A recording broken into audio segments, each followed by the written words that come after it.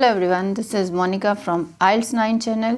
So here इसमें मैं आपको आज बताऊंगी कि मैं हर रीडिंग से एटलीस्ट 15 वर्ड्स का टारगेट लेती हूँ कि जब भी हम IELTS रीडिंग की प्रैक्टिस करते हैं प्लीज़ अपना टारगेट लेके चलो कि हमने इससे 15 वर्ड्स को हम लर्न करने ही वाले हैं। तो मैं कैसे करती हूँ वो मैं आपको इसमें बताती हूँ and please make it a habit कि while you are doing IELTS reading passage so please उसके बाद अपना स्कोर देखने के बाद इसको फिर से लो, जो भी आपको डिफ़िकल्ट वर्ड्स लग रहे थे एज वेल एज जो नहीं भी लग रहे थे at least just take out from your reading and try to find out its meaning and of course इसी सेंटेंस को आप रीड करो सो डैट कि आपको पता चलेगा कि सेंटेंस में इस वर्ड को कैसे यूज़ करना है।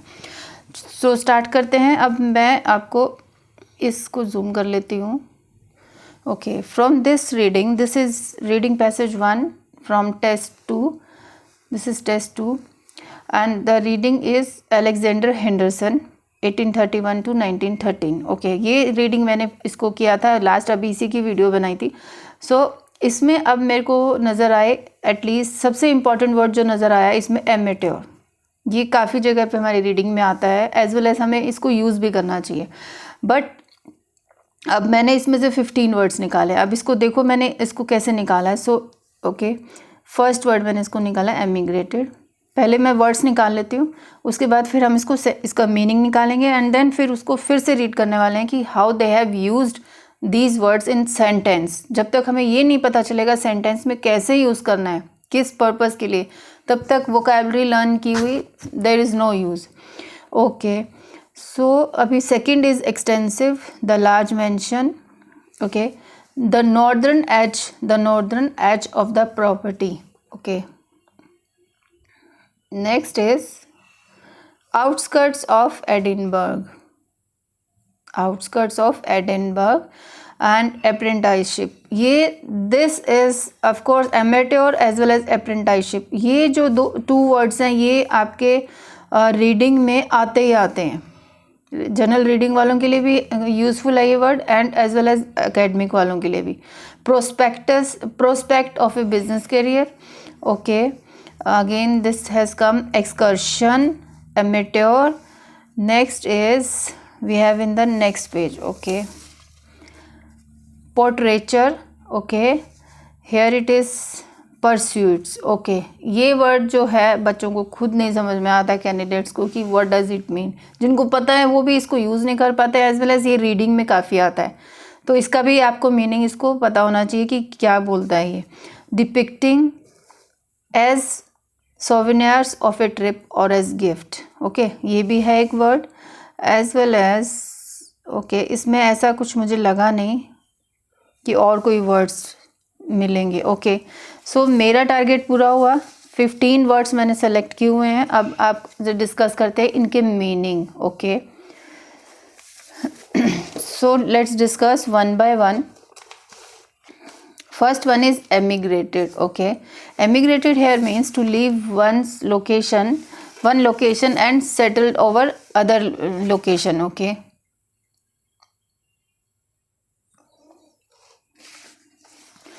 so how they have used in sentence. Born in Scotland, Henderson emigrated to Canada in 1855 and became a well-known landscape photographer. Okay, वो ये बोल रहे हैं कि स्कॉटलैंड में उसका बर्थ हुआ बट हेंडरसन दूसरे कंट्री में चला गया कनाडा में 1855। बट यहाँ से अगर मीनिंग नहीं समझ में आ रहा तो इसको यहाँ पढ़ते हैं because they have already given over here. Yes, in October 1855, however, he emigrated to Canada with his wife Angels Elder and they settled in Montreal. This is also a part of Canada. So means अपने जहाँ पे उसका birth हुआ था Scotland में, वहाँ से निकल के वो कनाडा में सेटल डाउन हो गया। That is the meaning of emigrated. Now let's look at the second word, extensive. Okay, extensive. Next word is extensive. To do some work on large scale or large area they must be talking about. Extensive here means कोई ज़्यादा बड़ी किसी चीज़ की बात हो रही है। तो सेंटेंस में इसने यहाँ कैसे यूज़ किया है, the family had extensive land holdings in Scotland. Family के पास कुछ ज़्यादा बहुत बड़ी उस पर लैंड होल्डिंग मीन्स उनके पास लैंड थी, फार्म्स थे उनके बहुत ज़्यादा बड़े, मतलब बहुत ज़्यादा क्वांटिटी में उनके पास मतलब बहुत ज़्यादा नंबर थे उनके लैंड होल्डिंग के। एक्सटेंसिव हेयर मीन्स कि to do some work on large scale, here they are not doing anything, they are holding extensive large scale large holdings in Scotland. Okay, next is we have the large mansion. So large mansion means in Indian language if you say the big house, the bungalow, we can say the large mansion. Okay, here they have used the family often stayed at Press Castle, the large mansion on the northern edge of the property. उनका जो large mention, उनका जो बड़ा जो big house था, large bungalow था, वो northern property के नॉर्दर्न एज कॉर्नर पे था, उनका प्रॉपर्टी के उसमें था। So my next word is northern edge of the property. Property का किसी कॉर्नर पे अगर कुछ घर हो, नॉर्दर्न साइड में हो, तो हम साइड ना लिख के हम एज लिखें तो it looks good, it means northern corner of the property. So the next is the northern edge of the property. This we have discussed in this sentence. According to the sentence, they are right. उनका घर एक उनका बड़ा सा घर एक उनकी property के नॉर्दर्न साइड में था, नॉर्दर्न एज पे था बिल्कुल. सो next word is outskirts of, means outer area, जो जिसकी भी कोई बात हो रही है किसी गार्डन की या किसी सिटी की, तो outskirt outer area of the city we can say. So here they have used this like even after he went to school at Merchiston Academy on the outskirts of Edinburgh, means जो उसकी academy थी वो Edinburgh के outskirt वाले area में थी, means इस city के बाहर वाले एरिया में थी ये academy. So outskirts is clear. Next word is we have apprenticeship. Very important words for IELTS reading. So apprenticeship means training time. So here like let's read it how they have used. In 1849 he began a 3-year apprenticeship to become a accountant. So accountant बनने के लिए उसने 3 years उसको as a training कहीं पे काम किया, means उसने ट्रेनिंग ली किसी के साथ और कहीं इंस्टीट्यूट में. इस इंस्टीट्यूट की बात, अकेडमी की बात हो रही है, तो मीन्स यहाँ पे वो training, he was doing training. So ये वर्ड इंपॉर्टेंट है, इसको जरा आइल्स रीडिंग के अकॉर्डिंगली अगर देखोगे तो ये बहुत काम का वर्ड है, बहुत it's very useful. So next word is we have the prospects of here means view, outlook. So the sentence says here although he never like the prospect of a business career he stayed it with it to please his family. वो उसको वो ये business देखने आता था, press, वो बोल रहे ना टू प्रेस एट वीकेंड्स, वो वीकेंड्स पे अपनी प्रेस में आता था. हालांकि वो उसके बिज़नेस कैरियर जो था उसको वो बिल्कुल वो देखता था फालतू की चीज़ है, वो सिर्फ इसलिए करता था क्योंकि उसकी फैमिली को पसंद था, to please his family. So prospect of a business career, तो बिजनेस को वो अच्छे उससे नहीं पसंद करता था, मीन्स उसका जो व्यू था, the prospects of business career view, outlook for the business, वो लाइक नहीं करता था, he never liked. So next word is we have amateur. Yes, important word. Yes, this is very important word again in to the point of view. If you see अगर देखो तो आप reading writing कहीं पे भी आप इसको use कर सकते हो, एंड इन कॉमन उसमें भी यूज़ करो तो बेटर है. सो इसका मीनिंग क्या होता है? One does work for study और हॉबी, मीन्स जो कोई रिसर्च के लिए कोई काम करना होता है, कोई एज ए हॉबी कुछ काम करना होता है, that is amateur. Okay, so here यहाँ पे उसने कैसे इसको यूज़ किया, ये एक इम्पॉर्टेंट बात है. 2 जगह इस वर्ड को यूज़ किया है, दोनों जगह उसने डिफरेंट मीनिंग लेके किया है, मीन्स डिफरेंट सेटलमेंट में किया है. Let's see how they have used. Henderson learned photography in Montreal around the year 1857 and quickly took it up as a serious amateur. यहाँ पे मैंने बताया कि जो काम कोई करता है तो वो एज ए रिसर्च करने के लिए या फिर as a as a hobby और टाइम पास करने के लिए जो काम करते हैं, they are known as amateur. But यहाँ पे उसने उसको सीरियस लगा के कि जो भी उसने काम करना है वो सीरियस वे में करना है, सीरियस एज ए सीरियस कोई चीज़ को समझ के उसने ये अपने फोटोग्राफी का काम शुरू किया, दैट इज़ एमेट्योर। एंड एक जगह और है एमेट्योर, आई विल शो यू कहाँ पे उसने दूसरे वे में भी लिखा है इसको। ओके, लेट्स डू नेक्स्ट, जब मिलेगा तो बताती हूँ। Okay, next is depicting. Okay, अब आप में से ऐसे बहुत सारे होंगे व्यूवर्स जो कहेंगे ये तो हमें आता ही था। ऑफ कोर्स आई नो, ये सिंपल वर्ड्स हैं, आते ही हैं, बट आप स्पीकिंग जब आपसे स्पीकिंग आइल्स स्पीकिंग की जाती है या राइटिंग करते हो आइल्स टास्क 1 and 2 में, तो डिपिक्ट वर्ड नोबडी यूज़, कोई नहीं इसको यूज़ करता। इवन राइटिंग टास्क 1 एकेडमिक में ये बहुत काम का वर्ड है, depicts, the diagram depicts, the table depicts, तो ये कोई नहीं यूज़ करता, इसको यूज़ करना चाहिए। In fact represent something is represent by drawing और मैप्स, बाय ड्राइंग और maps. Okay, so how they have used in a sentence, let's see it. Okay, depict, just a minute. Okay, so the word depict is here, depicting.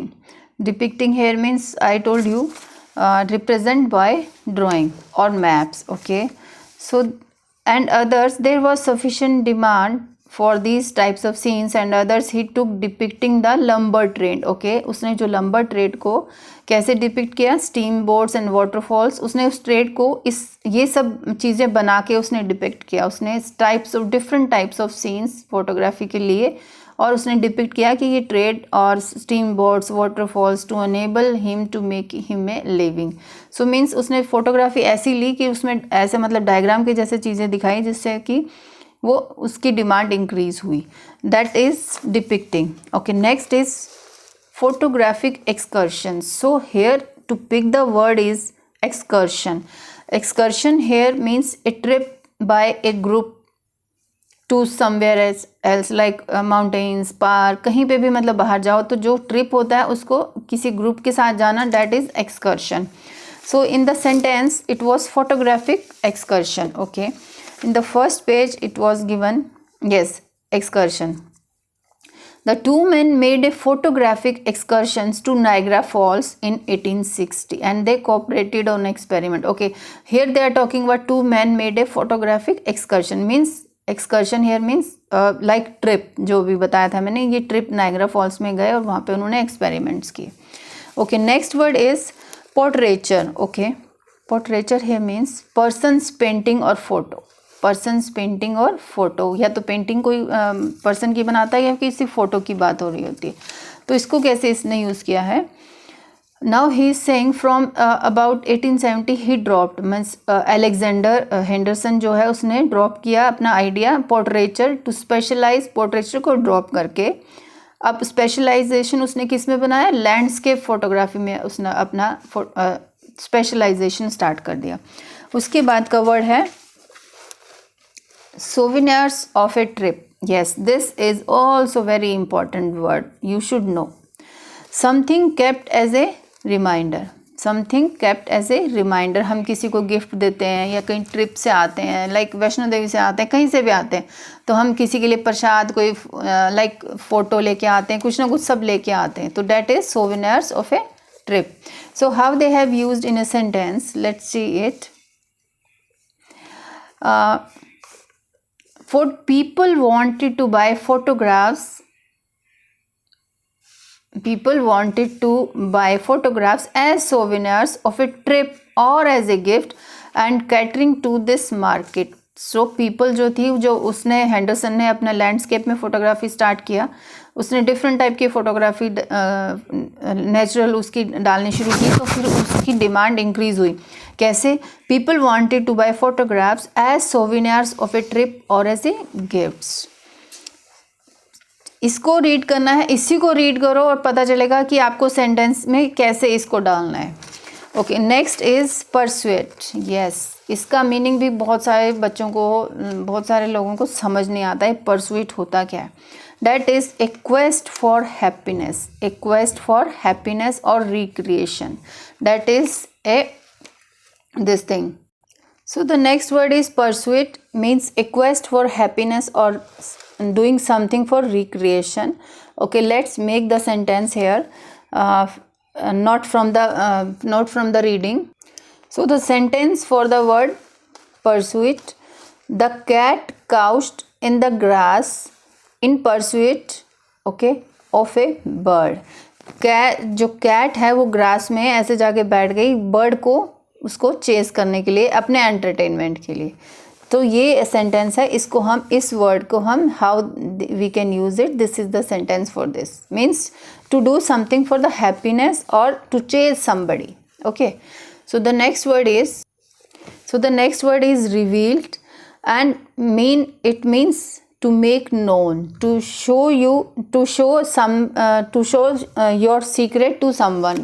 Okay, this is revealed. So next word is landscape photographer. It means photography of nature. And the last word is extensively, to do a work on a large scale. Extensively here means like कोई भी काम को बड़े स्तर पे, बड़े area पे, big level पे करना, that is extensively. So one thing I want to share with you, like for some true false not given, अब nowadays क्या करते हैं आजकल, मतलब एग्जामिनर्स लिखा क्वेश्चन में तो रेयरली होगा, लेकिन वहाँ पे ऑफन डाल देंगे. मीन्स इनडायरेक्ट जो पैराफ्रेजिंग करते हैं वो ऐसे करते हैं कि यहाँ पे तो हमारा क्वेश्चन में होगा rarely. Like in first question में बताती हूँ, फर्स्ट क्वेश्चन में दिया हुआ है इन्होंने रेयरली, बट जब हमने इसको आंसर में ढूंढा तो वहाँ रेयरली की बजाय उसने अपोजिट वर्ड यूज़ किया, ऑफन. इसकी वजह से हमारा आंसर वहाँ फॉल्स हुआ. ओके, वहाँ पे एक क्वेश्चन में उसने यूज़ किया word similarity. Here it is given similarity, but वहाँ सिमिलैरिटी कुछ नहीं थी, तो हमें डिफरेंट वर्ड मिला. डेट्स वाई ये अपना आंसर फॉल्स हुआ, क्योंकि मैचिंग नहीं हो रहा था. बट आप इसमें समझने की ये बात है कि वहाँ हम ये नहीं कि हम सिमिलरिटी वर्ड को ही ढूंढते रहेंगे या इसके सिमिलर वर्ड्स को ही ढूंढते रहेंगे. सम टाइम्स राइटर क्या चालाकी करता है कि आपको दूसरे वर्ड्स डाल के पैराफ्रेजिंग दूसरे वे में करके और अपोजिट वर्ड्स डाल देता है. तो वो भी आपको थोड़ा be careful about that in true false not given, as well as in this thing complete the summary. Okay, so I have explained how to learn these words from your IELTS writing. At least we have learnt here 15 words from one reading. Thank you so much.